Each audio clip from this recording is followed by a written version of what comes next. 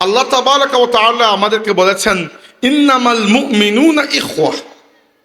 ইন্নামা কালিমায়ে হাসর, এটা দ্বারা বোঝানো হয় কেবলমাত্র ইন্নামাল মুমিনুনা ইখওয়া, মুমিনরা তো কেবল পরস্পর ভাই ভাই। মানে মুমিনদের মধ্যে সম্পর্কটাই হচ্ছে এইটা যে এরা পরস্পর ভাই ভাই।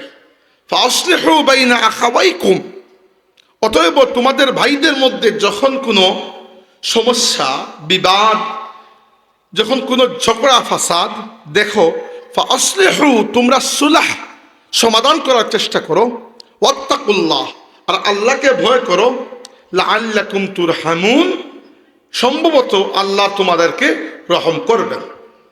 আল্লাহ যখন বলেন সম্ভবত, আল্লাহর জন্য কোনো সম্ভবত নাই। আল্লাহ কখনো সিদ্ধান্তহীনতায় ভুগেন না। আল্লাহ যদি বলেন সম্ভবত, তার মানে নিশ্চিতভাবে আল্লাহ আমাদের উপর রহম করবেন। তার মানে মুমিনদের একটা বৈশিষ্ট্য হচ্ছে, মুমিনরা তাদের ভাইদের মধ্যে ঝগড়া ফাসাদ বিবাদ বিসম্বাদ হলে এখানে আরো ঘি ঢালে না আগুনের মধ্যে, একটু লাগাইয়ে দেই না। মুমিনদের বৈশিষ্ট্য হচ্ছে এরা ভাইদের মধ্যে ঝগড়া লাগলে সেই ঝগড়াকে মীমাংসা করে। এবার আসুন, আমাদের সমাজে যাবতীয় ঝগড়া ফাসাদের মূল উৎস কি কি এগুলো আমরা জানব, এবং এইগুলার ব্যাপারে ইসলাম আমাদেরকে কি হিদায়ত দিয়েছে সেটাও আমরা জানবো ইনশাআল্লাহ।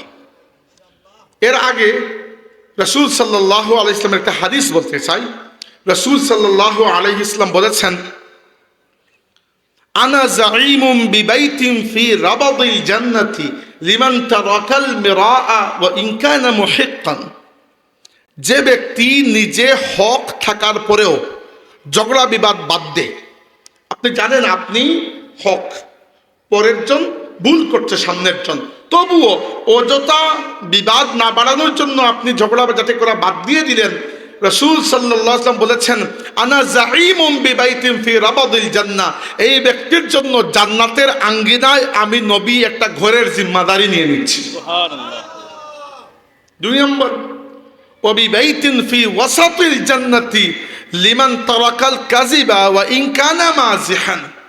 যে ব্যক্তি কৌতুক করার সময়ও কখনো মিথ্যা বলে না, এমনিতে তো বলেও না, কৌতুকের ছলেও কখনো মিথ্যা কথাবার্তা বলে না, আমি নবী জান্নাতের ঠিক মধ্যখানে তার জন্য একটা ঘরের জিম্মাদারি নিয়ে নিচ্ছি। ওয়া বিবাইতিন ফি আলাল জান্নাতি লিমান হাসানা খুলুকাহু, আর যে ব্যক্তি তার চরিত্রকে সুন্দর করেছে, আমি নবী জান্নাতের সর্বোচ্চ মাকামে তার জন্য একটা ঘরের জিম্মাদারি নিয়ে নিচ্ছি। কি জানলাম আমরা? যে ব্যক্তি ঝগড়াঝাটি করা, অযথা ঝগড়াঝাটি করা বাদ দেয়। দেখেন আমাদের সমাজে মানুষের মধ্যে যে ফাসাদগুলো, এই ফাসাদের কয়েকটা কারণ রয়েছে। এর মধ্যে সবচেয়ে বড় কারণ হচ্ছে মিথ্যা। মিথ্যাকে আমি তিনটা ক্যাটাগরি করতে চাই। একটা হচ্ছে মিথ্যা কথা বলা, আরেকটা হচ্ছে কারো প্রতি মিথ্যা অপবাদ দেওয়া, আরেকটা হচ্ছে যেটা আমাদের সমাজে রাজনৈতিকভাবে প্রচলিত, সেটা হচ্ছে অন্যের উপর মিথ্যা মামলা দেওয়া। আছে কিনা আমাদের সমাজে? সবই আছে এগুলা। দেখেন রাসূল সাল্লাল্লাহু আলাইহি ওয়াসাল্লামের হাদিসটা খেয়াল করেন, আল্লাহর নবী কি বলেছেন? যে ব্যক্তি এমনিতে তো মিথ্যা বলে না, এমনকি কৌতুক করার সময়ও সে মিথ্যাকে পরিহার করে মিথ্যা থেকে বেঁচে থাকে, আমি নবী তার জন্য জান্নাতের ঠিক মধ্যখানে একটা ঘরের জিম্মাদারি নিচ্ছি। রাসূল সাল্লাল্লাহু আলাইহি ওয়াসাল্লাম আমাদের কাছে যে জীবন আদর্শ রেখে গেছেন, এটাকে আমরা কি বলি? সুন্নত বলি, তাই না? আল্লাহ নবীর আদর্শ। আপনাকে যদি আমি জিজ্ঞাসা করি আল্লাহ নবীর সবচেয়ে বড় সুন্নত কি কি, কয়েকটা সুন্নতের নাম বলুন, আপনি দাড়ি বলবেন, চোখে সুরমা লাগানো বলবেন, তাই না? এগুলোই তো, মিসওয়াক করা, এগুলো বলবেন নবীর সুন্নত। এইগুলো আমার নবীর সুন্নতের মধ্যে অনেক ছোট সুন্নত। আমার নবী সাল্লাল্লাহু আলাইহি ওয়াসাল্লামের জীবনের সবচেয়ে দায়িমি, সবচেয়ে বড় সুন্নত যদি কিছু থাকে, সেটা হচ্ছে আমার নবীর জীবনে একটাও মিথ্যা কথা বলেন নাই। এর থেকে বড় কঠিন সুন্নত আর কিছু হতে পারে? সারাটা জীবন কাটিয়েছেন তিনি, ইসলামের দাওয়াত শুরু করার আগে হোক, পরে হোক, মক্কায় হোক, মদিনায় হোক, যুদ্ধের সময় হোক, শান্তির সময় হোক, রাগাত অবস্থায় হোক, খুশির অবস্থায় হোক, রাসূল সাল্লাল্লাহু আলাইহি ওয়াসাল্লাম জীবনে কখনো একটাও মিথ্যা কথা বলেন নাই। উম্মত হিসাবে সবচেয়ে বড় সুন্নত আমাদের জন্য এইটা। এক সাহাবী ছিলেন, আব্দুল্লাহ ইবনে আমর ইবনে আস রাদিয়াল্লাহু আনহু, তিনি, তার খুব শখ ছিল রাসূল সাল্লাল্লাহু আলাইহি ইসলাম যা বলবেন তিনি তাই লিখবেন। এটা তার শখ, সব কিছু রেকর্ড তিনি রাখবেন। এবার প্রথম দিকে আল্লাহ নবী সাল্লাল্লাহু আলাইহি ওয়াসাল্লাম সব কিছু লিখতে নিষেধ করতেন, বলতেন শুধু কোরআন লিখো, কারণ সব কিছু যদি লিখো তাহলে কোরআনের মধ্যে অন্য কথাবার্তা ঢুকে যাওয়ার সম্ভাবনা আছে। যখন আল্লাহ নবী সাল্লাল্লাহু আলাইহি ওয়াসাল্লাম নিশ্চিত হয়েছেন যে সাহাবীরা কোরআন মুখস্থ করতে সক্ষম হয়েছেন, তখন বলেছেন না, তোমরা অন্য কিছু লিখতে পারো। তখন কয়েকজন সাহাবী রাসূল সাল্লাল্লাহু আলাইহি ওয়াসাল্লামের কথাগুলো লিখতে শুরু করেছেন। বেশিরভাগ সাহাবী আল্লাহ নবীর কথাগুলো মুখস্থ রাখতেন, কিন্তু কেউ কেউ ফার্দার লিখতে শুরু করেছেন। তো এর মধ্যে আব্দুল্লাহ ইবনে আমর ইবনে আস রাদিয়াল্লাহু আনহু এই ক্ষেত্রে সবচেয়ে অগ্রগামী। আল্লাহ নবী যাই বলতেন তার লিখতে শখ হতো। তো একজন সাহাবী তাকে একবার বললেন, শুনো, রাসূল সাল্লাল্লাহু আলাইহি ইসলামের প্রত্যেকটা কথা তো লেখার দরকার নাই, মাঝে মধ্যে আল্লাহ নবী সাল্লাল্লাহু আলাইহি ওয়াসাল্লাম রাগ করে কোনো কথা বলেন, মাঝে মধ্যে কৌতুক করে আমাদের সাথে আনন্দ করে মজাক করে কোনো কথা বলেন, সব তো লেখার দরকার নাই। তিনি হয়ে গেলেন একটু পেরেশান, সব কথা লিখবো কিনা। তিনি চলে গেলেন আল্লাহ নবী সাল্লাল্লাহু আলাইহি ওয়াসাল্লামের কাছে, গিয়ে বললেন, ইয়া রাসূলুল্লাহ, আমার বড় ইচ্ছা আপনার প্রত্যেকটি কথা আমি লিখে রাখবো, রেকর্ড করে রাখবো। এবার কয়েকজন এসে আমাকে বলছেন যে আপনিও তো মানুষ, এক সময় আপনি রাগ হন, এক সময় খুশি হন, এক সময় কৌতুক করেন, এক সময় অন্য কিছু, সব কথা নাকি আমি না লিখতে তারা আমাকে নির্দেশ দিয়েছেন। রাসূল সাল্লাল্লাহু আলাইহি ওয়াসাল্লাম বললেন, লিখো, আমি আল্লাহর কসম করে বলছি, উক্তুব, লিখো তুমি, ফাওয়াল্লাহি, আল্লাহর কসম করে বলছি, আমার এই দুই ঠোঁটের মধ্যখান থেকে কোনো অবস্থায় কখনো সত্য ছাড়া অন্য কিছু বের হয় নাই। সুবহানাল্লাহ। রাসূল সাল্লাল্লাহু আলাইহি ওয়াসাল্লাম যখন রাগ করেছেন তখনও সত্য বলেছেন, আর যখন খুশি হয়েছেন তখনও সত্য বলেছেন। হ্যাঁ, মাঝে মধ্যে আল্লাহ নবী সাল্লাল্লাহু আলাইহি ওয়াসাল্লাম অনেক সাহাবীদের সাথে আনন্দ করতেন। একবার এক বৃদ্ধা মহিলা এসে বললেন, ইয়া রাসূলুল্লাহ, আমার আপনি দোয়া করুন যে আমি জান্নাতে যাব। মাঝে মধ্যে সাহাবীরা বলতেন না এরকম।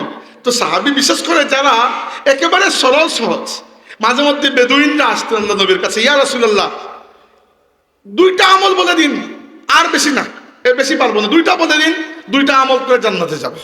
এরকম একটা শর্টকাট তরিকা।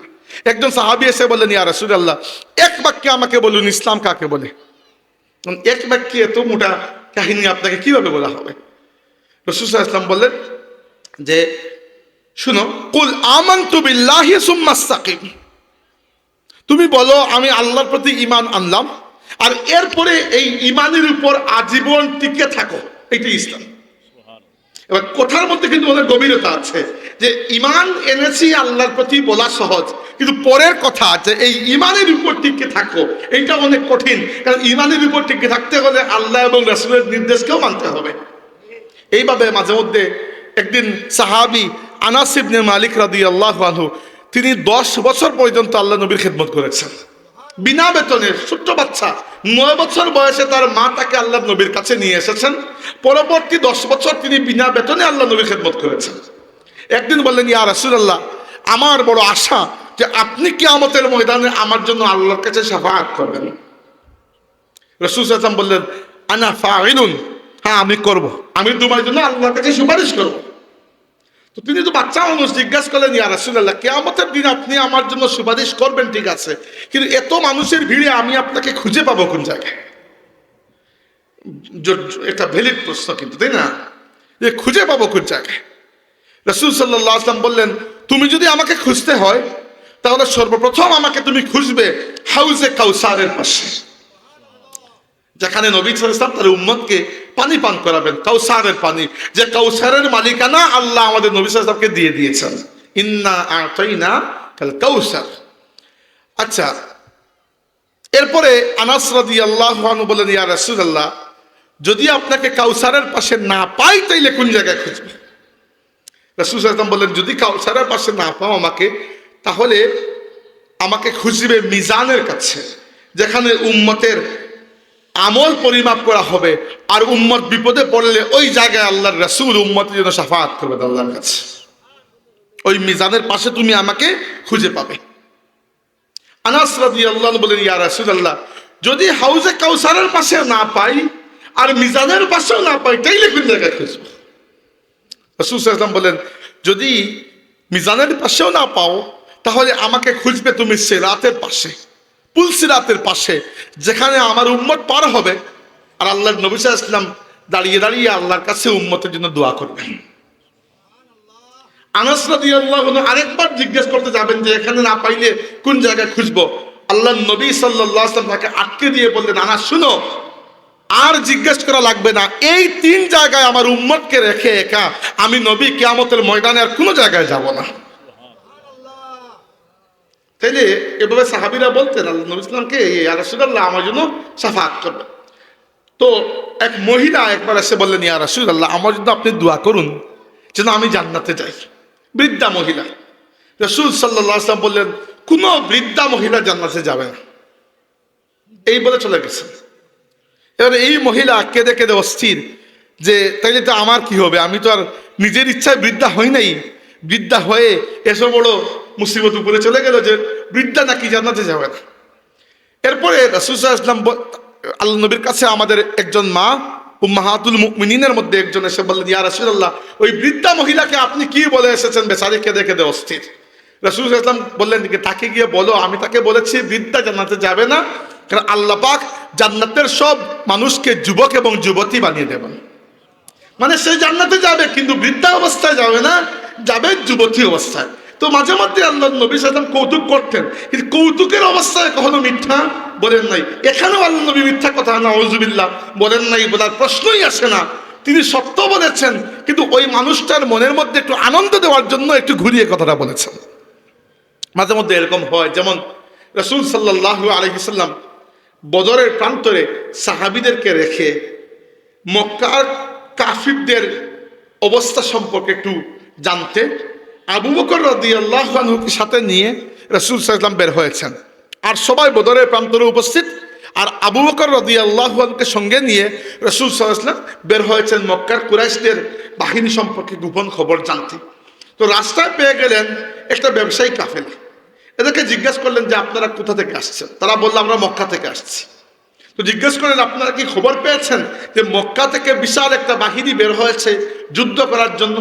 তারা বললো হ্যাঁ আমরা খবর পেয়েছি। তো বললেন যে ওই বাহিনীতে কয়জন মানুষ, কয়টা উট, কয়টা ঘোড়া। তো তারা তো দেখে আসছে, খবর দিয়ে দিল। এবার তারা জিজ্ঞেস করলো যে আপনারা যে এত জিজ্ঞেস করছেন আপনারা দুইজন কে।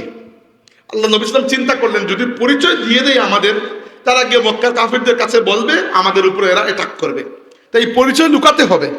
এবার যদি আল্লাহ নবী সাল্লাল্লাহু আলাইহি ওয়াসাল্লাম বলেন আমি নবী নই, এটা তো মিথ্যা হয়ে যাবে, নাউযুবিল্লাহ। নবী তো এটা বলতে পারেন না। তো তারা জিজ্ঞেস করলো আপনারা কোথা থেকে এসেছেন।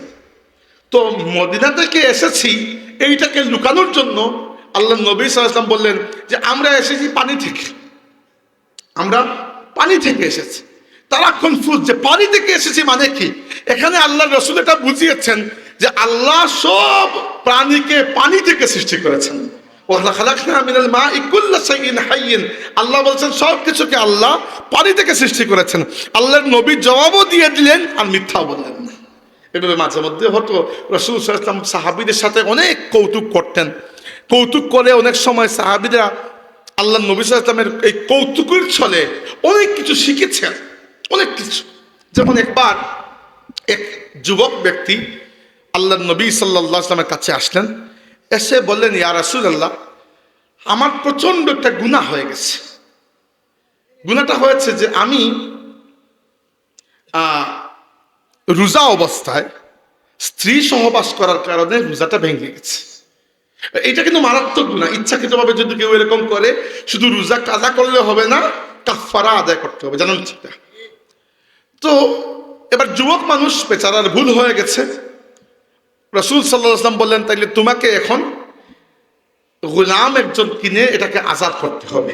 আগেকার যুগে মানুষ গোলাম বেচা কিনা করতেন, তো একজন গোলাম কিনে তোমাকে আজাদ করতে হবে।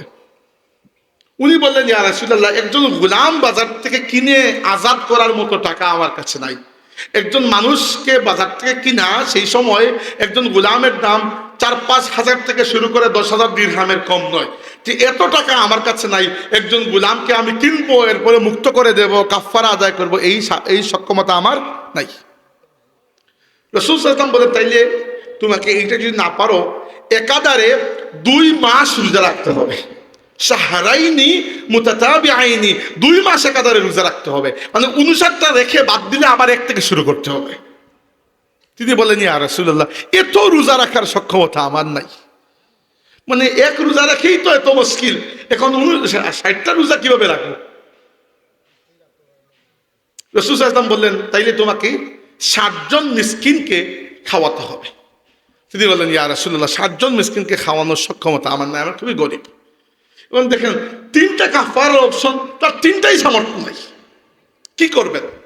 এবার রাসূল সাল্লাল্লাহু আলাইহি ওয়াসাল্লাম কখনো সাহাবীদেরকে ধমক দিয়ে সরিয়ে দিতেন না, বলেন তুমি বসো, দেখি আল্লাহ তোমার জন্য কোনো ব্যবস্থা করেন কিনা।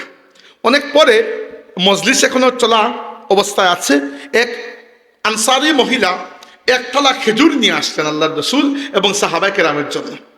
রাসূল সাল্লাল্লাহু আলাইহি ওয়াসাল্লাম ওই হাদিয়া কবুল করলেন এবং না খেয়ে, অন্যকে না দিয়ে ডাক দিলেন যে ওই যে যুবক, যে রোজা ভাঙ্গার আসামি, কইছে। যুবক চলে আসলেন, ইয়া রাসূলুল্লাহ লাব্বাইক, আমি হাজির, কি করব? রাসূল সাল্লাল্লাহু আলাইহি ওয়াসাল্লাম বললেন, শুনো, যদিও এই খেজুরটা আমাদের সবার, কিন্তু আমি তোমাকে এটি দিয়ে দিচ্ছি, এই খেজুর দিয়ে তুমি কাফারা আদায় করে ফেলো। তিনি বললেন, ইয়া রাসূলুল্লাহ, কিভাবে কাফারা আদায় করব?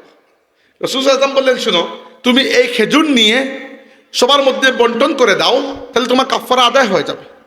ওই ব্যক্তি জিজ্ঞেস করলেন যে কার কাছে বন্টন করবে? তখন রাসূল সাল্লাল্লাহু আলাইহি ওয়াসাল্লাম বললেন, মিসকিনদের মধ্যে বন্টন করবে। তিনি বললেন, ইয়া রাসূলুল্লাহ, পুরো মদিনার মধ্যে আমার চাইতে বড় মিসকিন আর কেউ নাই। আল্লাহর নবী বললেন, তাইলে ঠিক আছে, তুমি নিজে খেয়ে ফেলো, কাফারা আদায় হয়ে যাবে, যাও। সুবহানাল্লাহ বিহামদিহি। তো মাঝে মধ্যে আল্লাহর নবী সাল্লাল্লাহু আলাইহি ওয়াসাল্লাম এইরকম সুযোগ দিতেন সাহাবায়ে কেরামকে, এইরকম সুযোগ। দেখেন, কৌতুকের ছলে হলেও না আল্লাহর নবী আল্লাহর দিনের ব্যাপারে কোনো ধরনের এদিক থেকে ওদিক করেছেন, না আল্লাহর রাসূল দুনিয়াবি কোনো বিষয়ে ন্যূনতম মিথ্যা তো দূরের কথা, মিথ্যার মতো করে কোনো কথাও আল্লাহর নবী কখনো বলেন নাই। আর তিনি নিজে বলেছেন, যে ব্যক্তি কৌতুকের সময়ও মিথ্যা বলে না, আমি জান্নাতের ঠিক মধ্যখানে তার জন্য একটা ঘরের জিম্মাদারি নিয়ে নিচ্ছি। আর আল্লাহ কোরআন শরীফে তো স্পষ্ট বলেছেন, ওয়াকুলু কওলান সাদীদা, তোমরা সচ্চা কথা বলো, সিধা কথা বলো, সত্য কথা বলো। আর আল্লাহর নবী সাল্লাল্লাহু আলাইহি ওয়াসাল্লাম বলেছেন, যে ব্যক্তি হক কথা বলে, সত্য কথা বলে এবং সত্য পথের উপর চলে, সত্যের উপরে থাকে, থাকতে থাকতে আর সত্য কথা বলতে বলতে এক সময় আল্লাহর তালিকায় ওই ব্যক্তির নাম হয়ে যায় সিদ্দিক। সুবহানাল্লাহ। আর যে ব্যক্তি কাযিব, মিথ্যা কথা বলে, বলতে বলতে এক সময় আল্লাহর তালিকায় ওই ব্যক্তির নাম কাযযাব হয়ে যায়। তাই আমাদের সমাজের নষ্টামির একটা সবচেয়ে বড় কারণ হচ্ছে আমরা পদে পদে মিথ্যা কথা বলি। এটা পরিহার করতে হবে, তাই না? মিথ্যা 1। 2 নম্বরটা হচ্ছে, কি বললাম, যে মিথ্যার 3টা অবস্থা। একটা হচ্ছে নিজে মিথ্যা কথা বলা, আরেকটা হচ্ছে অন্যের নামে মিথ্যা অপবাদ দেওয়া। আছে কিনা আমাদের সমাজে? মারাত্মকভাবে আছে। দেখেন, রাসূল সাল্লাল্লাহু আলাইহি ওয়াসাল্লাম নিজে এবং আল্লাহ তাবারাকা ওয়া তাআলা কুরআন শরীফের মধ্যে আমাদেরকে নিষেধ করেছেন যেন আমরা গীবত না করি।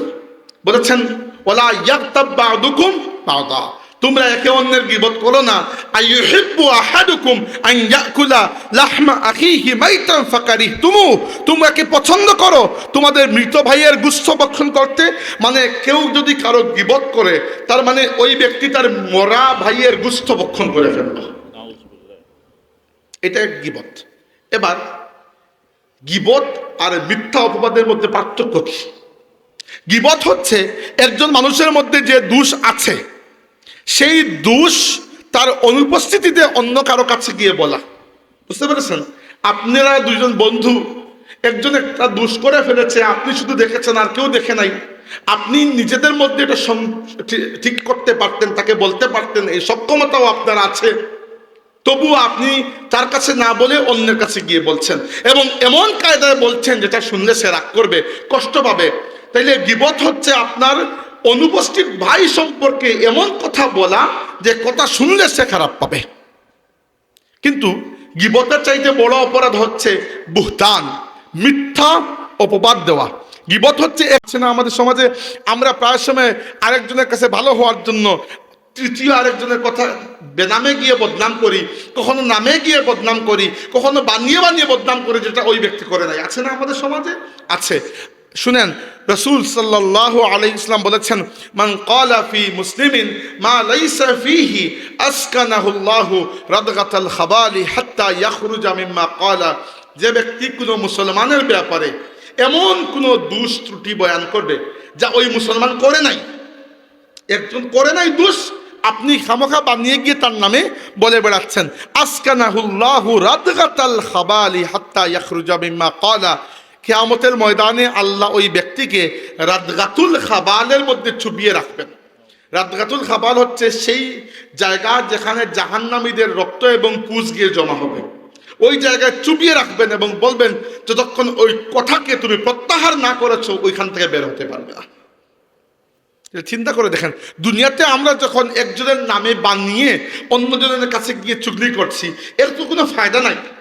আমরা ইচ্ছা করে করি যেন আমাদের শানটা একটু বাড়ে, আমাদের গুরুত্ব একটু বাড়ে, কিন্তু এইটুকুর জন্য আমরা আমাদের পুরো আখেরাতকে এত বড় ভয়ঙ্কর শাস্তি আমাদের মাথার মধ্যে নিয়ে নিচ্ছি যার কোনো সীমা নাই। কারণ রাদগাতুল খাবালের মধ্যে কেউ তো চাইতে চাইবে না, তাই না? তাইলে দেখেন, এখান থেকে অন্তত পক্ষে আমরা এই ওয়াদা করে উঠি, অন্য মানুষের নামে বানিয়ে তৃতীয় ব্যক্তির কাছে গিয়ে যেন আমরা কোনো অপবাদ না দিই। আমরা বলি আল্লাহুম্মা আমিন। সম্মান, এখন কোন জায়গায় আজান পড়তেছে? আচ্ছা, আপনারা তো নামাজ পড়ে ফেলেছেন, আমরা নামাজ পড়ে এসেছি। আচ্ছা, এবার যেটা হচ্ছে, মিথ্যার প্রথম প্রকার হচ্ছে নিজে মিথ্যা কথা বলা। 2 নম্বর প্রকার হচ্ছে অন্য ব্যক্তির নামে মিথ্যা কথা ছড়িয়ে দেওয়া। এবং এটা কি জন্য হয়? 2টা কারণে আমরা করি। হয় আরেকজনের কাছে গুরুত্ব পাওয়ার জন্য, আপনাকে আমি এসে বললাম, জানেন অমুক আপনার নামে কি বলতেছে, আসলে বলেই নাই, কিন্তু আপনার কাছে গুরুত্ব পাওয়ার জন্য আমি বলতেছি। অথবা মানুষ করে ঠাট্টা করার জন্য, ইয়ারকি ফাজলামি করার জন্য। তো ইয়ারকি ফাজলামি করতে গিয়ে কিয়ামতের দিন যদি আল্লাহ পুঁজের মধ্যে চুবিয়ে রাখেন, এটা তো বড় খারাপ হয়ে গেল, তাই না? তো এটা কখনো করা যাবে না। আর যেটা আমি বিশেষ করে বলতে চাই, যেটা আমাদের সমাজে এখন একটা ক্যান্সারের রূপ নিয়েছে, সেটা হচ্ছে যে দল, যে গোষ্ঠী একটু পাওয়ারফুল হয় তারা প্রতিপক্ষের উপর মিথ্যা মামলা দেয় না? এবং বাংলাদেশের মামলাগুলো ব্যাপারে যদি আপনি জানেন, বাংলাদেশের মামলাগুলো হয় যে অমুক অমুক অমুক 1300 জন অপরাধী আর পরে 2000 বেনামি থাকে না, এরকম। যে এইভাবে করলে কি হয়, আপনি অন্যকে প্রেসারে রাখতে পারছেন যে তুমি যদি আমার কথা না শোনো তাহলে মামলা তোমার নামও ঢুকিয়ে দেবে। এরকম হয়। যে দল, যারাই যায় ক্ষমতায়, যারাই শক্তিশালী হয়, অন্যের উপর মিথ্যা মামলা দায়ের করার চেষ্টা করে। আমরা প্রত্যেকটা আমলে এগুলো দেখেছি। আমি বলবো না, আমি কোনো ফতোয়া দিচ্ছি না, আপনার নবী সাল্লাল্লাহু আলাইহি ওয়াসাল্লাম কি ফতোয়া দিয়েছেন শুনুন। রাসূল সাল্লাল্লাহু আলাইহি ওয়াসাল্লাম বলেছেন, মান খাসামা ফি বাতিলিন ওয়া হুয়া ইয়ালামুহু লা ইয়াজাল সাখাতুল্লাহি হাত্তা ইয়ানজিআ আনহু। সুনানে আবু দাউদ কিতাবের মধ্যে এই হাদিস রয়েছে। খুদ রাসূল সাল্লাল্লাহু আলাইহি ওয়াসাল্লাম বলেছেন, মান খাসামা ফি বাতিলিন ওয়া হুয়া ইয়ালামুহু, যে ব্যক্তি জেনে শুনে কারো নামে মিথ্যা বিচার দেয়, অথবা আজকের যুগের হিসাব করলে মিথ্যা মামলা দেয়, জেনে শুনে কারো নামে মিথ্যা মামলা দেয়, লা ইয়াজাল সাখাতিল্লাহি হাত্তা ইয়ানজিআ আনহু, যতক্ষণ ওই মামলাকে প্রত্যাহার না করেছে ততক্ষণ আল্লাহর গজব ওই মামলা দায়েরকারীকে পরিবেষ্টন করে রাখে। এই অবস্থা যদি কেউ মারা যায়, আল্লাহর গজবের মধ্যে বেষ্টিত হয়ে সে মারা গেল, নাউজুবিল্লাহ। এর থেকে খারাপ মৃত্যু আর কিছু হতে পারে? এমন সময় কি আপনি মরতে চান যখন আল্লাহ আপনার উপর নারাজ? মরতে চান? সাহাবায়ে কেরাম নিষ্পাপ নন, নিষ্পাপ শুধু নবী রাসূল। কিন্তু সাহাবায়ে কেরাম জীবনে যে কয়েকটা ভুল ত্রুটি হয়েছে সাথে সাথে আল্লাহর কাছে তাওবা করেছেন। এমন তাওবা করেছেন যে আল্লাহ কুরআন শরীফে তাদের তাওবার কবুলিয়াতের ডিক্লারেশন দিয়ে দিয়েছেন। বলেছেন, রাদিয়াল্লাহু আনহুম ওয়া রাদু আনহু, আল্লাহ তাদের উপর সন্তুষ্ট, তারাও আল্লাহর উপর সন্তুষ্ট। এবার আপনি কি এমন অবস্থা দুনিয়া থেকে যেতে চান যে আল্লাহ আপনার উপর অসন্তুষ্ট? না, আমরা সব সময় চাই এটা, যে এমন অবস্থায় দুনিয়া থেকে বিদায় নেব যে আমার রব আমার উপর সন্তুষ্ট। আর কেউ যদি জেনে শুনে অন্য মুসলমান ভাইয়ের উপর মিথ্যা মামলা দে, মান খাসামা ফি বাতিলিন ওয়া হুয়া ইয়ালামুহু, জেনে শুনে দে, লা ইয়াজাল ফি সাখাতিল্লাহি, আল্লাহর রাগ থেকে সে বের হতে পারবে না, হাত্তা ইয়ানজিআ আনহু, যতক্ষণ না এই মামলা প্রত্যাহার করে। আমার এই কথা আপনাদের যাদের কানে যায়, পরবর্তীতে ভিডিওর মাধ্যমে যারা শুনেন, মনে করবেন না এটা আমি ফতোয়া দিয়েছি, এটা তিনি ফতোয়া দিয়েছেন যার নামে কালিমা পড়ে আপনি ঈমান এনেছেন। আমার ফতোয়া তো আপনি তুড়ি মেরে উড়িয়ে দেবেন, কোনো বিষয় না, কিন্তু আপনি যার নামে কালিমা পড়ে ঈমান এনেছেন সেই নবী সাল্লাল্লাহু আলাইহি ইসলাম বলেছেন যে ব্যক্তি কোনো মুসলমানের ব্যাপারে এমন কোনো মিথ্যা অপবাদ দেয় যে দুষ্টা ওই মুসলমান করে নাই, আল্লাহ তাকে কি করবেন?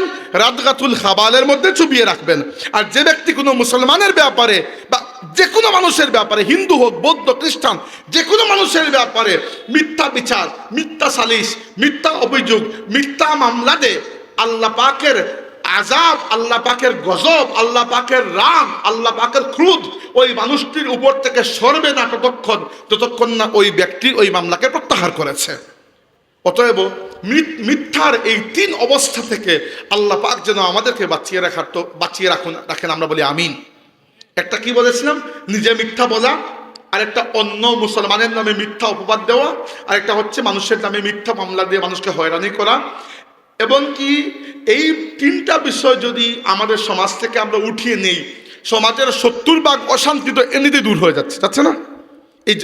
এই জন্য আল্লাহ নবী সাল্লাল্লাহু আলাইহি ওয়াসাল্লাম আমাদেরকে আখলাকের সবক দিয়েছেন, বলেছেন বুইস্তু লিউতাম্মিমা মাকারিমাল আখলাক, আমি সর্বশ্রেষ্ঠ আখলাককে সর্বোচ্চ সুন্দর করে সর্বোচ্চ জায়গায় পৌঁছানোর জন্য আমি দুনিয়াতে এসেছি। আমরা আল্লাহ নবীর উম্মত হয়ে যদি এইটুকু না করতে পারি, এতটুকু মিথ্যা পরিহার করতে না পারি যে আমার একটা মিথ্যা মামলার কারণে আরেকজন মানুষের জীবন, আরেকটা মানুষের সম্মান, আরেকটা মানুষের পুরো পরিবার ভালনারেবল হয়ে যাচ্ছে, তাহলে আমি আল্লাহর কাছে দায়ী থাকবো। দ্বিতীয়ত, আমি যদি একজনের ব্যাপারে মিথ্যা বানিয়ে আরেকজনের কাছে গিয়ে কিছু লাগাই, তাহলে কিয়ামতের ময়দানে যদি তাওবা না করি, কিয়ামতের ময়দানে আল্লাহ পাক আমাকে রাদগাতুল খাবালের মধ্যে চুবিয়ে রাখবেন। আর আমি যদি মিথ্যা কথা পরিহার না করি, কথায় কথায় মিথ্যা বলা পরিহার না করি, তাহলে কি হবে? আল্লাহর তালিকায় আমার নাম কাজ্জাব হিসাবে লেখা হয়ে থাকবে। আল্লাহ পাক এই 3টা দোষ থেকে, এই 3টা চারিত্রিক নষ্টামি থেকে আমাদেরকে পাক রাখুন, আমরা বলি আমিন। আচ্ছা, এবার আসুন, কি বলছিলাম আমি? যে মুমিন মুসলমানের একটা বৈশিষ্ট্য হচ্ছে যে তারা মিথ্যা বলে না, তারা মিথ্যা অপবাদ দেয় না, এবং মিথ্যা অভিযোগ, মিথ্যা মামলা কারো উপর চাপায় না। এছাড়া মুমিনের আরো কিছু বৈশিষ্ট্য আছে। রাসূল সাল্লাল্লাহু আলাইহি ওয়াসাল্লাম আমাদের কাছে মুমিন মুসলমানের আরো কয়েকটা বৈশিষ্ট্য বয়ান করেছেন, খেয়াল করে শুনুন। আল্লাহ নবী সাল্লাল্লাহু আলাইহি ওয়াসাল্লাম বলেছেন, ইন্নাল্লাহা ইয়ারদা লাকুম সালাসান ওয়া ইয়াকরাহু লাকুম সালাসান। আল্লাহ রাব্বুল আলামিন তোমাদের 3টা কাজকে বড় পছন্দ করেন, আর 3টা কাজকে আল্লাহ খুব ঘৃণা করেন। কি মনে হয় আল্লাহ যেগুলোকে ঘৃণা করেন এগুলো ছাড়া উচিত না আমাদের? আচ্ছা, কি পছন্দ করেন? বলেছেন ফায়ারদা লাকুম আন তা'বুদুহু ওয়া লা তুশরিকু বিহি শাইআ ওয়া আন তা'তাসিমু বিহাবলিল্লাহি জামিআন ওয়া লা তাফাররাকু। আল্লাহ পছন্দ করেন প্রথমত তোমরা শুধু আল্লাহর ইবাদত করবে এবং আল্লাহর সাথে কাউকে শরীক করবে না। আমরা করি না ইনশাআল্লাহ, তাই না? করি না, কখনো করবো না ইনশাআল্লাহ। 2 নম্বর, আল্লাহর রশ্মিকে মজবুত করে আঁকড়ে ধরবে। আল্লাহর রশ্মি কোনটা? হাদিসে এসেছে, আল্লাহ নবী সাল্লাল্লাহু আলাইহি ওয়াসাল্লাম বলেছেন কুরআনুল কারীম হচ্ছে আল্লাহর মজবুত রশ্মি। এবার একজন মানুষ কোরআন থেকে শিক্ষা গ্রহণ করবে, কোরআনকে বুঝবে, কোরআনের উপর আমল করবে, এটা তো পরের কথা। এখনো পর্যন্ত মানুষ পাওয়া যায় যারা কোরআনটা সহি শুদ্ধভাবে তিলাওয়াত করতে পারে না। আল্লাহর কাছে এর জন্য কোনো অজুহাত দিয়ে পার পাওয়া যাবে না যে কোরআন শিক্ষা করার সময় পাই নাই। যে বয়স দুনিয়াতে কত পেয়েছেন? যে বয়স হয়ে গেছে 77, বাকি ডিগ্রি লাভ হয়েছে, বিএ, এমএ, এমবিএ সব ডিগ্রি লাভ হয়েছে, শুধু একটাই করেন নাই। কি করেন নাই? যে কোরআন শরীফ শুদ্ধ করে পড়েন নাই। আপনার কি মনে হয় আল্লাহর কাছে কোনো অজুহাত দিয়ে বাঁচা সম্ভব? যাদের কোরআন শরীফ সহি শুদ্ধ নাই এখনো, সামনে রমজান মাস আসছে, রমজান মাস আমাদের জন্য মহা নিয়ামতের মাস, বরকতের মাস। আর মুর্শিদুনা হযরত ফুলতুলি সাহেব রাহমাতুল্লাহি আলাইহির হাতে গড়া আল্লাহর কাছে মকবুল প্রতিষ্ঠান দারুল খিরাতের উদাহরণ আমাদের সামনেই আছে। যারা আমরা কোরআন শরীফ এখনো শুদ্ধ করে পড়তে পারেন না, দয়া করে দারুল খিরাতের সাথে সম্পৃক্ত হন এবং যে বয়স আপনার থাকুক না কেন, আপনি কোরআন শরীফ শুদ্ধ করে পড়া শিখুন। যার কোরআন শরীফ পড়া শুদ্ধ নাই, যে শুদ্ধ করে কিরাত পড়তে পারে না, তার নামাজ শুদ্ধ হয় না।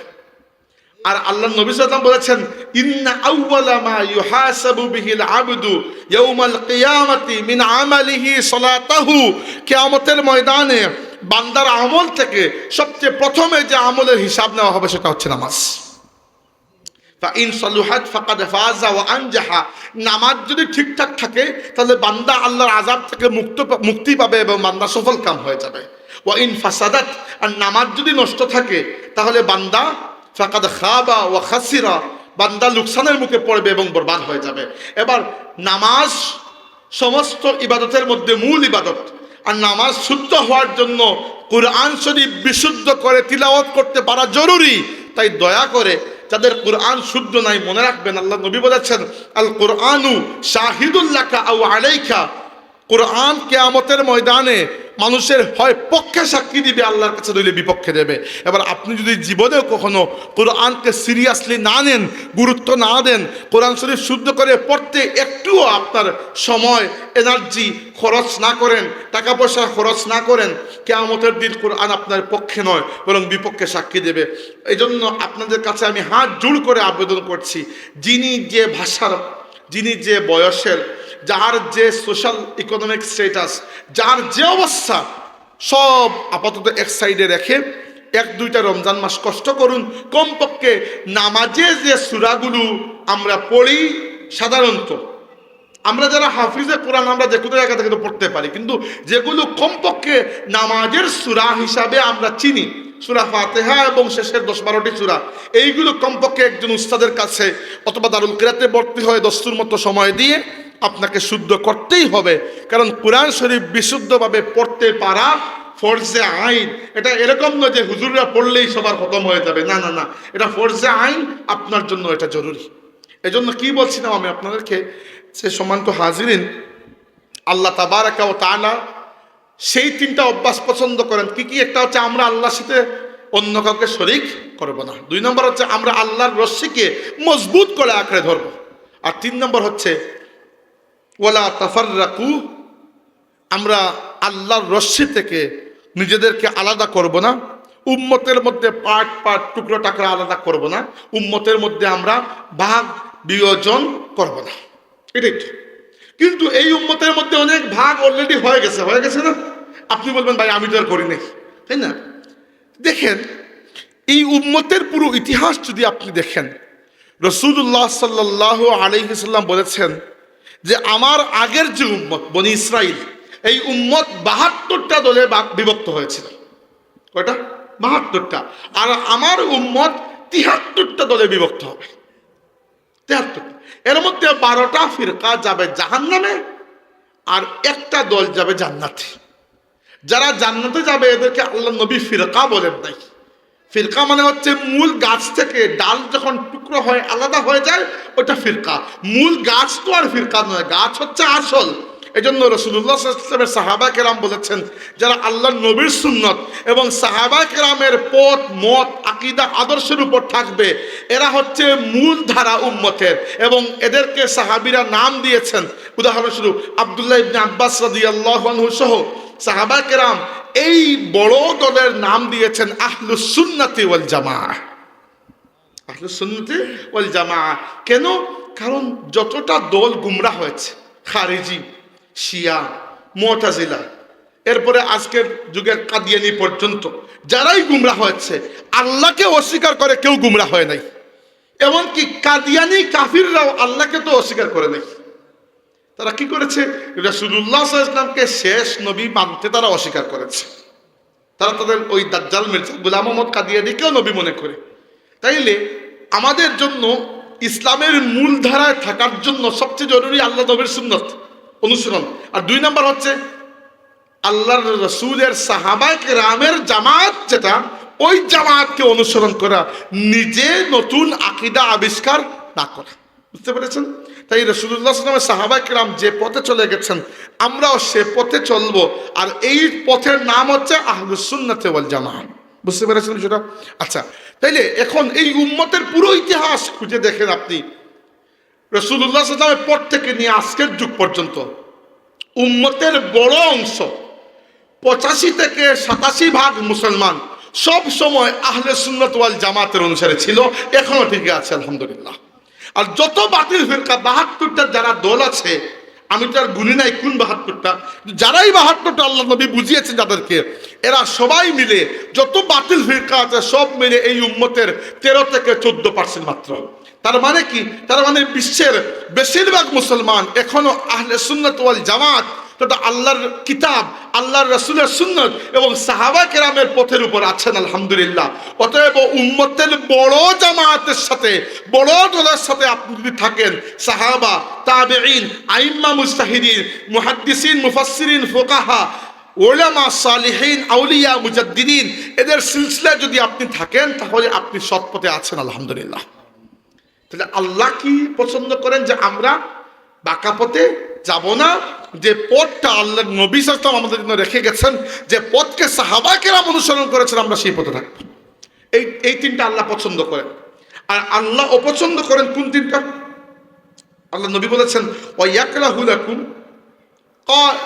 কিলা ওয়া কালা। আল্লাহ অপছন্দ করেন কিল কাল। কিল কাল মানে হচ্ছে অর্থহীন কথাবার্তা। কিছু মানুষের অভ্যাস থাকে, সারাদিন বাজারে বসে, বাজারে তিনি যান সবার আগে আর ফিরত আসেন সবার পরে। পাওয়া যায় না এরকম মানুষ? যে দেখবেন সকাল 8টার সময় বাজার খোলার আগেই তিনি গিয়ে উপস্থিত, যে এক কাপ চা দে। আর রাত্রে 2:30টার সময় সবাই দোকান বন্ধ করার পরে তিনি আস্তে আস্তে বাড়িতে আসতেছেন, না কোনো কাজ কাম, খামোখা বাজারে বসে গল্প, ব্রাজিল আর্জেন্টিনা নিয়ে সারাদিন মায়ের আন্দাজ। পাওয়া যায় না এরকম মানুষ আমাদের? তো আল্লাহ অপছন্দ করেন কিলা ওয়া কালা, এই যে আন্দাজি অর্থহীন কথাবার্তা, এগুলোকে, যে কথাবার্তার কোনো আগা নাই মাথা নাই, কথাবার্তার কোনো দলিল নাই, সাবিত নাই, কিচ্ছু নাই, আন্দাজি কথাবার্তা। 2 নম্বরে আল্লাহ পছন্দ করেন কাসরাতুস সুয়াল, অধিক প্রশ্ন। অধিক প্রশ্ন কি জন্য? দেখেন, দ্বীনি ব্যাপারটা আমরা যুক্তি দিয়ে আবিষ্কার করি নাই। আল্লাহ তার নবীর প্রতি যে ওহী নাযিল করেছেন ওইটাই দ্বীন, ওইটাই ইসলাম। বুঝতে পেরেছেন? ওইটাই দ্বীন, ওইটাই ইসলাম। তাই আল্লাহ যখন কোনো কিছু নির্দেশ দেন এবং রাসূল যখন কোনো কিছু নির্দেশ দেন, আমরা এটা মানতে বাধ্য। যখন কোনো কিছু থেকে বিরত রাখেন তখন ওটা থেকে বিরত থাকতে বাধ্য। কিন্তু যে জায়গায় আল্লাহ এবং রাসূল আমাদেরকে সুযোগ দেন, সে জায়গায় প্রশ্ন করে করে শরীয়তকে কঠিন করার কোনো দরকার নাই। আল্লাহর নবী সাল্লাল্লাহু আলাইহি ওয়াসাল্লাম বলেছেন আমাদেরকে যে তোমাদের পূর্ববর্তী অনেক জাতি বেশি প্রশ্ন করার কারণে ধ্বংস হয়ে গেছে।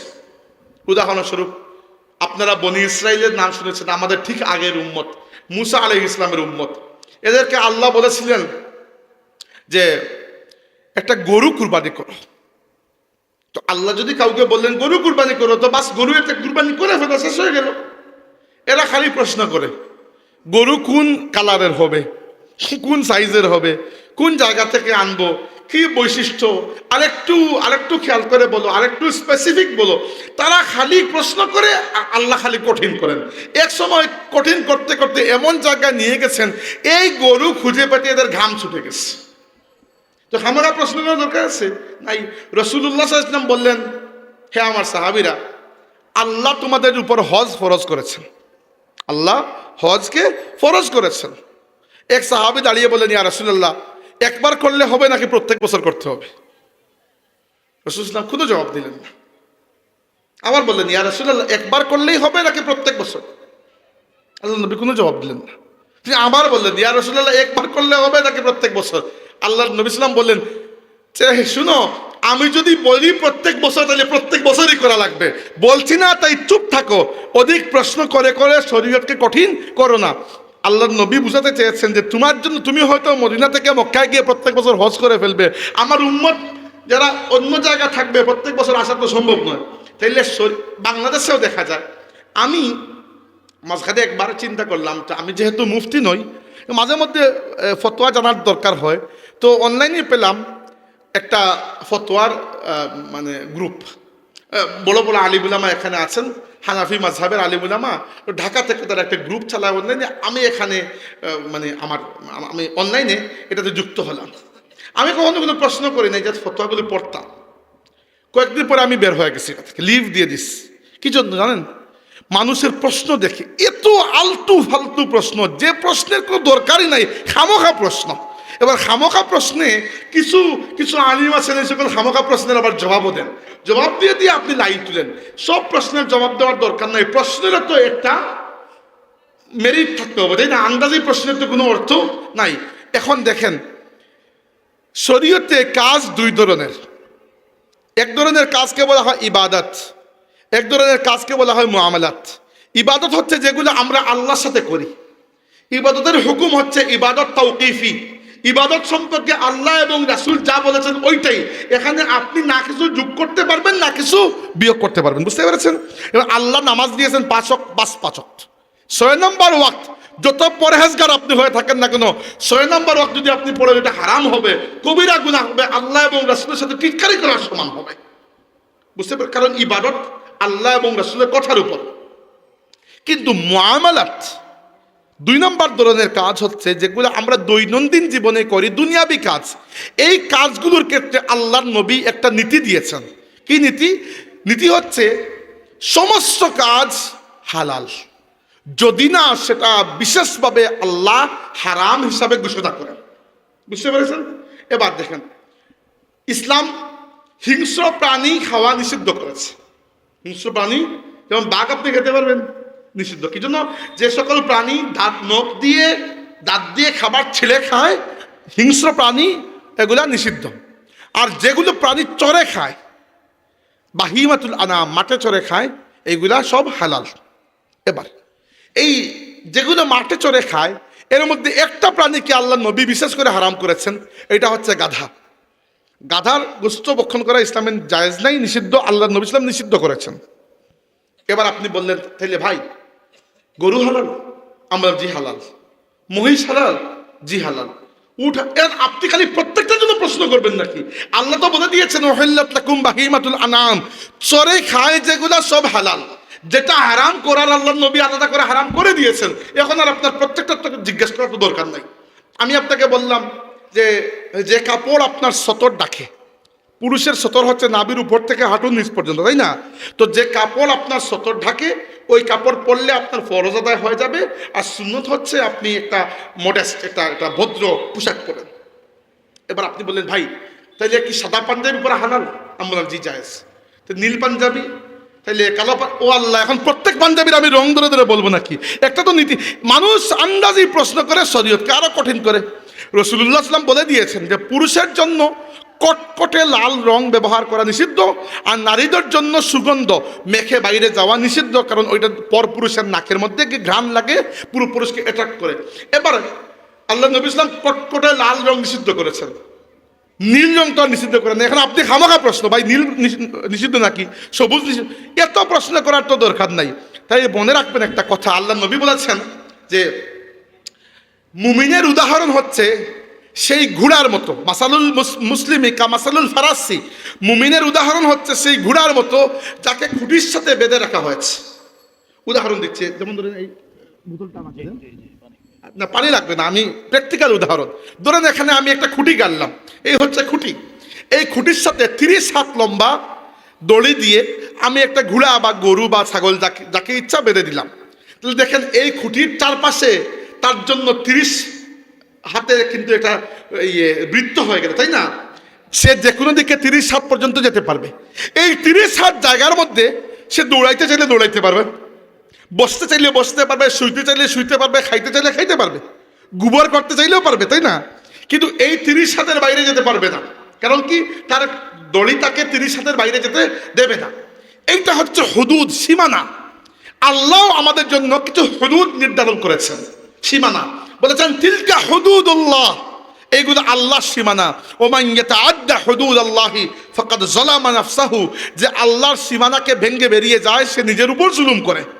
তার মানে যেগুলোকে আল্লাহ হালাল করেছেন সেগুলোতে অধিক প্রশ্ন করে ইসলামকে কঠিন করবেন না, আল্লাহ এটিকে অপছন্দ করেন, বুঝতে পেরেছেন? আচ্ছা, তাহলে আল্লাহ অপছন্দ করেন কোন কোন কাজ? প্রথমটা হচ্ছে কিলা ওয়া কালা, আলতু ফালতু কথা, বাজারি কথা, বসে বসে বললাম না দোকানে যে সারাদিন গল্প। 2 নম্বর অপছন্দ করেন কি? 2 নম্বর অপছন্দ করেন কাসরাতাস সওয়াল, অধিক প্রশ্ন। আর 3 নম্বর ইদাআতুল মাল, সম্পদকে অপচয় করা। অপচয় দুই ধরনের আছে। অপচয় দুই ধরনের আছে। একটার নাম হচ্ছে ইসরাফ, আরেকটার নাম হচ্ছে তাবজির। ইসরাফ কি? ইসরাফ এমন অপচয় যেটা না করলে ভালো, কিন্তু কেউ যদি করেও কবিরা গুনাহ হবে না। উদাহরণস্বরূপ, একজন মানুষের একটা প্লেট খাওয়ার পরে পেট ভরে গেছে, আপনার মনে হয়েছে যে আজকে মুরগির গোশতটা খুব ভালো হয়েছে, আরো আধা প্লেট খেয়ে ফেলে, এটা অতিরিক্ত, কিন্তু একটা অপছন্দ, তাকওয়ার খেলাফ, কিন্তু এখানে কোনো কবিরা গুনাহ হবে না। তাবজির মারাত্মক গুনার বিষয়। তাবজির হচ্ছে অপ্রয়োজনীয় অতিরিক্ত খরচ। বুঝতে পেরেছেন? ধরেন আপনার বোনের বিয়ে, টাকা পয়সা আছে, আপনার বাড়িটা সুন্দর করবেন, লাইটিং করবেন, করেন, সমস্যা নেই, কিন্তু আপনি এখন বেশি টাকার মালিক, আপনি দেখাবেন আপনার টাকা কত। আপনি এখান থেকে মরিচ লাইট লাগাইলেন আর কুসুমবাগ পর্যন্ত মরিচ লাইট লাগাই আসলেন, দেখাবো টাকা কত আছে আমার। এটা করা কি জায়েজ? এইটা তাবজির। আল্লাহ বলছেন ওয়ালা তুবাজ্জির তাবজিরা ইন্নাল মুবাজ্জিরিনা কানু ইখওয়ানাশ শায়াতিন। এরা যারা করে এরা শয়তানের ভাই, শয়তানের ভাই।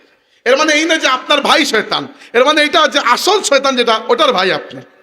আচ্ছা, এবার যদি বলছিলাম যে আল্লাহর কাছে পছন্দনীয় কাজ কয়টা? তিনটা। একটা হচ্ছে আল্লাহর ইবাদত করা এবং আল্লাহর সাথে কাউকে শরীক না করা। 2 নম্বর আল্লাহর রশ্মি কোরআনকে মজবুত করে আঁকড়ে ধরা, এবং এইটা ছিল মুর্শিদুল আল্লামা ফুলতুলি সাহেব রহমতুল্লাহ জীবনের সবচেয়ে বড় খেদমত, যে তিনি কোরআন শরীফের বিশুদ্ধ তিলাওয়াতকে মানুষের মুখের মধ্যে তুলে দিয়ে গেছেন আলহামদুলিল্লাহ দারুল খিরাতের মাধ্যমে।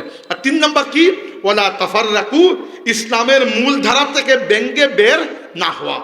আল্লাহর নবী, সাহাবায়ে কেরাম, এদের পথ থেকে আমরা যেন ভেঙ্গে আলাদা না হই। এই 3টা আল্লাহর পছন্দ। আর অপছন্দ কি? কিলা ওয়া কালা, বাজারে বসে আন্দাজি গল্প করা, কাসরাতাস সওয়াব, আন্দাজি বনি ইসরাইলের মতো খালি প্রশ্ন করা। আর 3 নম্বর হচ্ছে ইদাআতুল মাল, সম্পদকে অপচয় করা। তাই আমরা বক্তব্যের একবারে শেষ দিকে, 55 মিনিট হয়ে গেছে, 1 ঘন্টা সময় ছিল, আমার 5 মিনিট বাকি আছে। আরও একটা হাদিস বলে শেষ করবো ইনশাআল্লাহ।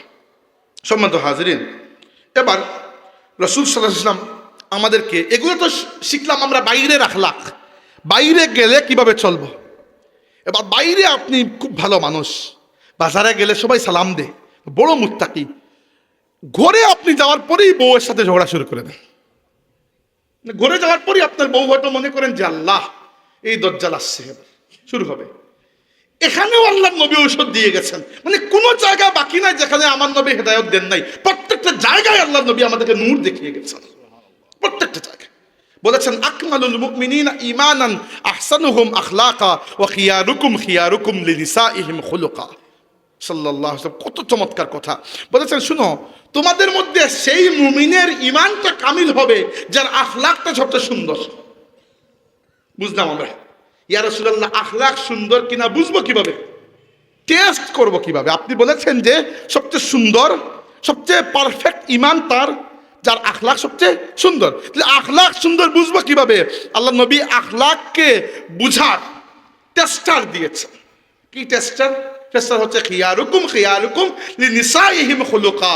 সবচেয়ে সুন্দর আখলাক সেই ব্যক্তির যার নিজের ঘরের মহিলাদের সাথে আখলাক সবচেয়ে সুন্দর। কারণ বাইরে তো পুরুষের সাথে আপনি কত কথা ঝগড়া করবেন, হয়তো মারতেও পারে আপনাকে। আর ঘরে যাওয়ার পরে আপনি একটু বেটাগিরি মনের মধ্যে আসবে, কারণ মহিলারা তো তেমন কিছু করতেও পারবেন না। তো এইটা করবেন না। আমাদের নবী সাল্লাল্লাহু আলাইহি ওয়াসাল্লাম একাধিক বিবাহ করেছেন, একাধিক বিবাহ। আমাদের প্রথম মায়ের নাম খাদিজা বিনতে খুয়াইলিদ রাদিয়াল্লাহু তাআলা আনহা। এরপরে আমার সবার নামই জানা আছে, এখন আর লম্বা বলছি না। কারো মতে 11 জন বিবাহ করেছেন, এবং ইন্তেকালের সময় আল্লাহ নবী ইসলামের স্ত্রী শেষ পর্যন্ত তার সাথে ছিলেন 11 জন। একজন মহিলাকে সম্ভবত রাসূলুল্লাহ তালাক দিয়েছেন বিবাহ করার সাথে সাথেই, কারণ উনি একটা বেয়াদবি করেছিলেন, যেটাই হোক আমি আর বলতে চাচ্ছি না। ওনার নাম আমরা ভালো করে জানি না। আমরা যাদের নাম জানি ওদেরকে আল্লাহ রাব্বুল আলামিন এত কবুল করেছেন, বলেছেন হে নবী, আপনি চাইলেও এদেরকে ছাড়তে পারবেন না। এরা দুনিয়াতেও আপনার সঙ্গী, হাসরের ময়দানেও, জান্নাতেও এরা আপনার সঙ্গী হবেন। না, আমাদের মা যারা আল্লাহ নবীর স্ত্রী, এরা জান্নাতেও রাসূলুল্লাহর স্ত্রী হবেন।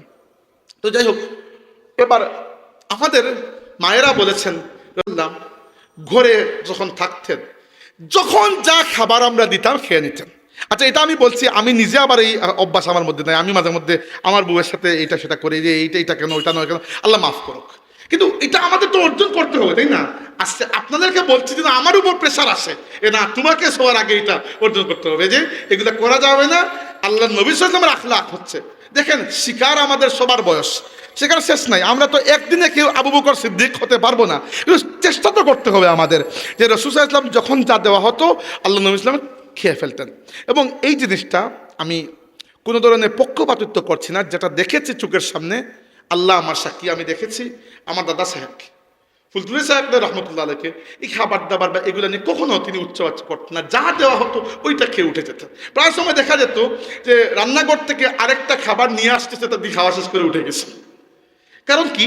কারণ আল্লাহর ওলিদের মধ্যে আল্লাহর রসুলের চরিত্রের ঝলকানি থাকে, যার মধ্যে আল্লাহর নবীর চরিত্রের রিফ্লেকশন থাকবে, তিনিই তো আল্লাহর ওলি হবেন। যার মধ্যে নবীর আখলাক নাই, তিনি ওলি হবেন কিভাবে? তো আমাদেরকে এইটা বুঝতে হবে যে আমাদের আখলাক ভালো কিনা সেটাকে টেস্ট করার জন্য টেস্টার হচ্ছে খিয়ারুকুম লিনিসাইহিম খুলুকা, যাদের নিজেদের ঘরের মহিলাদের সাথে আখলাক সবচেয়ে সুন্দর। আল্লাহ পাক বাইরে এবং ভেতরে সব জায়গায় সর্বাবস্থায় আমাদেরকে তার হাবিব সাল্লাল্লাহু আলাইহি ওয়াসাল্লামের আখলাকে নূরান্বিত হওয়ার, সিবগাতাল্লাহ আল্লাহর রঙে রঙিন হওয়ার তৌফিক দান করে। আমরা বলি আমিন। أقول قولي هذا وأستغفر الله لي ولكم ولسائر المسلمين فاستغفروه إنه تعالى هو الغفور الرحيم.